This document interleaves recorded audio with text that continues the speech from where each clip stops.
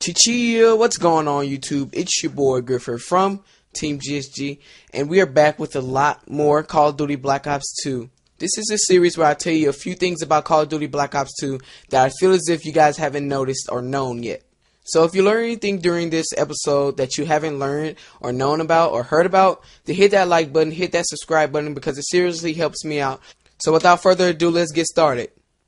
The first feature that I know that everyone's going to be using is the YY reload cancel. Basically, if you had a giant ass LMG, say we had an M60 and we didn't have sleight of hand pro and we decided to reload the weapon.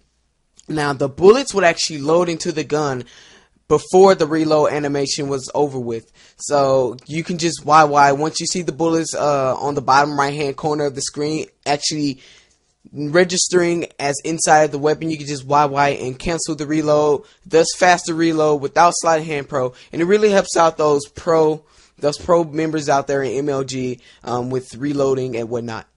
Oh yeah, for the PS3 members out there, it's actually called YY or triangle. I'm an Xbox user, that's why I say YY, but it's also triangle as well. The one thing that I am most excited about seeing in Black Ops 2 is the 32-layer emblem editor. Previously in the other Black Ops, we only had 12 layers. I remember it, 12 layers. I'm not sure. Correct me on that one if I'm wrong.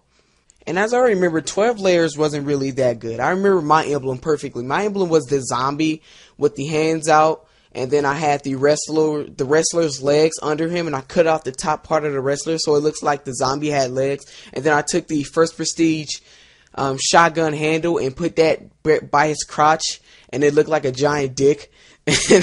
and like I would put a thunderbolt coming from the dick to like the bottom of the screen, so it was actually pretty funny. But with 12 layers, it was really hard and painstaking. Like I always wanted to put SOS or GSG in the background, but I really ran out of layers, so I was limited. So now that that's back, I can actually have enough layers to put on 2 zombies with a dick, and on top of that, GSG in the background. So I'm really going to enjoy that, and also I'm going to be doing a lot of tutorials on emblems and whatnot for Black Ops 2, so stay tuned for that if you want to learn the best shit about the Call of Duty Black Ops 2 emblems.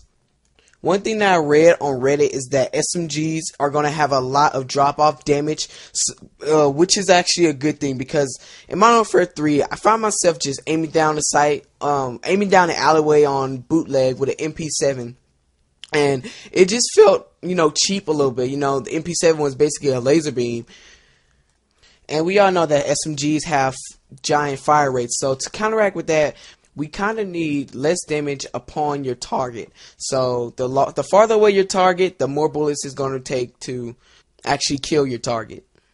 And to wrap up the episode, I would like to say that Treyarch is actually bringing in more camos and actually listening to the Call of Duty community. You can actually put on skulls on your camos now. You can actually put on cherries. You can actually put on carbon fiber, which is actually pretty good because that's the one I'm definitely going to like.